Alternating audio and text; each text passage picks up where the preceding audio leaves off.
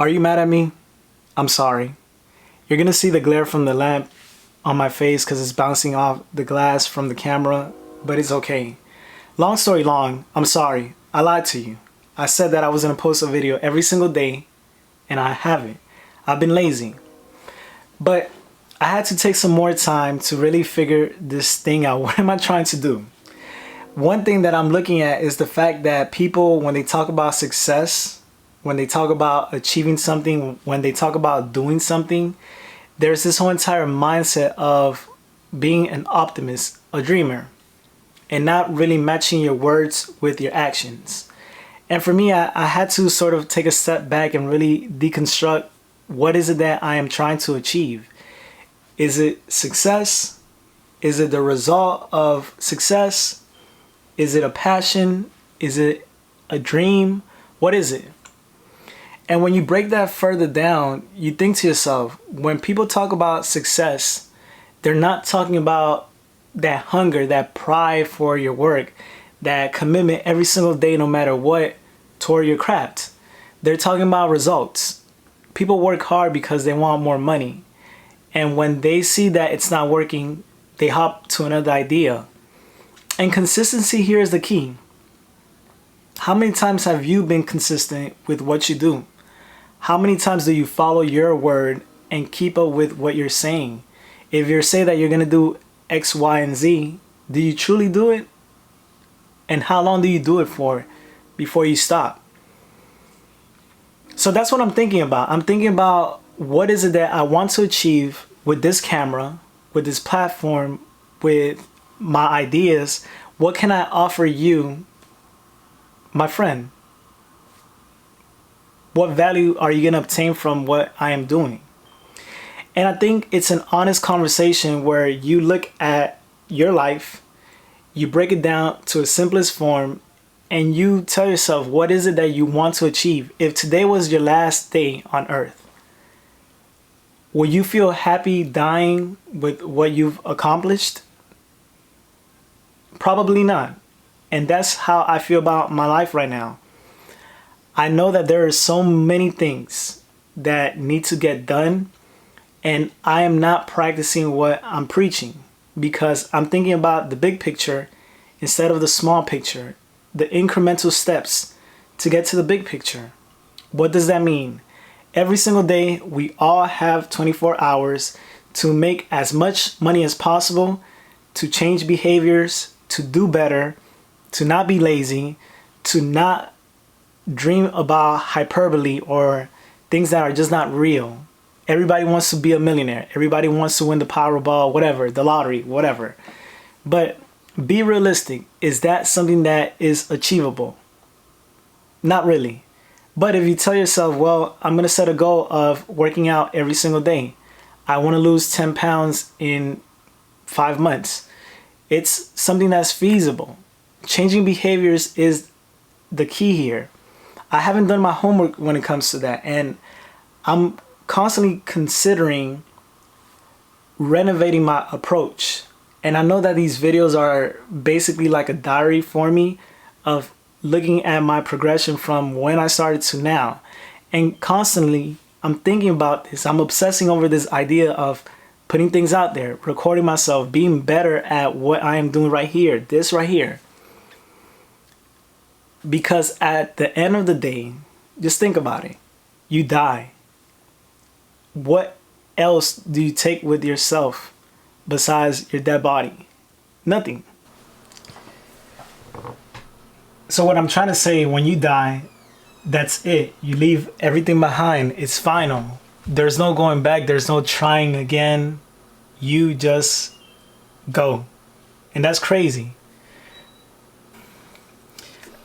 To come back to the idea of success, we waste too much time blaming other people on what we can accomplish when literally nothing is stopping most people. Think about your day. How many people get in your way by saying you can't do this? And if they do, how many times do you push them aside and ignore that and just keep going? Don't get me wrong, we all are dealing with what is called life. You're going to have issues in your life. You're going to have complications. But again, it's doing the work. Everybody's going to tell you how tired they are. That's normal. That's natural. That's part of the process of living. You got to get that out of your mind and extrapolate that every single day you have to work diligently. You have to put in hours. You have to put in focus. You have to be disciplined. You have to have great organizational and time management skills. And if there is a barrier in front of you, you have to learn how to obliterate that barrier. I don't think that's complicated while dealing with life. It's a lot easier to say, well, I just worked 8 hours, 9 hours, 10 hours, 12 hours. Let me go home and get some rest. Cool, get some rest. But in your private time, in your off time, in your personal time, because everybody has a couple of hours to themselves, what are you doing? If you are a parent, you cannot put the excuse of having kids, which is an extremely complicated ordeal to manage, because it's 24/7. It doesn't stop. No matter what it is, hell or high water, you got to be a great mom or a great dad. But that cannot be an excuse. So if you are a parent, you have to be selfish and dedicate time to yourself.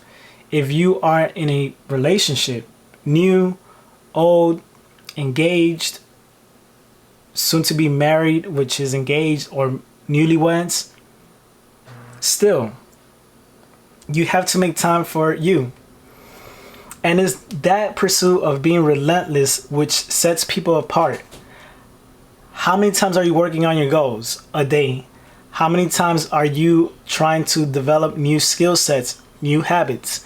How inquisitive are you about your passion?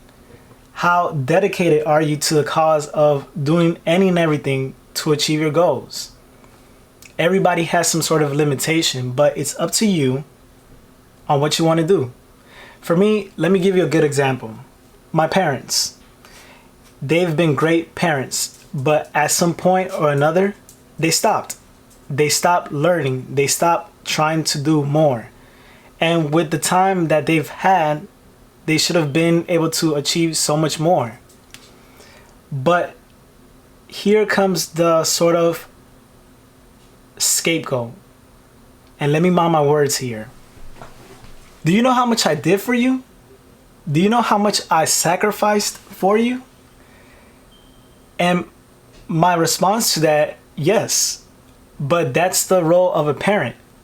You cannot let your family, parents, grandparents, uncles, brothers, sisters, cousins, whoever you're close to, boyfriend, girlfriend, wife, husband, polygamy, every single husband or wife that you may have, you cannot let people guilt trip you into doing what they want you to do and not doing what you're supposed to be doing. You can love people, you can empathize, you can be very grateful, but there has to be a big, clear, distinctive line where you are selfish with your goals, where you are selfish with what you want to achieve, where you are selfish with prioritizing your needs and wants. Yes, it's great to be a great person. Be selfless, give back, help out, show empathy, never show apathy. But you have to have that same reinforcement with your persona, with who you are, with your hopes and dreams, with what goes on in here. All of us romanticize something, some form of idea, lifestyle, whatever it is, dream. It's in here. How do you unlock that? And that's where I am right now. I'm not blaming nobody but me. If things do not get done, it is because I chose not to do my homework. I chose not to work on my hopes and dreams. I chose to neglect the fact that I want to do something. It's going to be uncomfortable. I got to get the work done. Did I do my homework today? If the answer is no, tomorrow I have to work twice as hard to the point that I am caught up with the work that I should have done days ago. So here, this is going to be the main driving factor for these videos. I was broke. I got the car of my dreams. I'm 32, going on 33. I'm flying out for my 33rd birthday. I am living life to its maximum potential, and I'm going to do any and everything to unlock that potential. So hold me accountable. We have work to do. I've been lazy, but that has to stop today.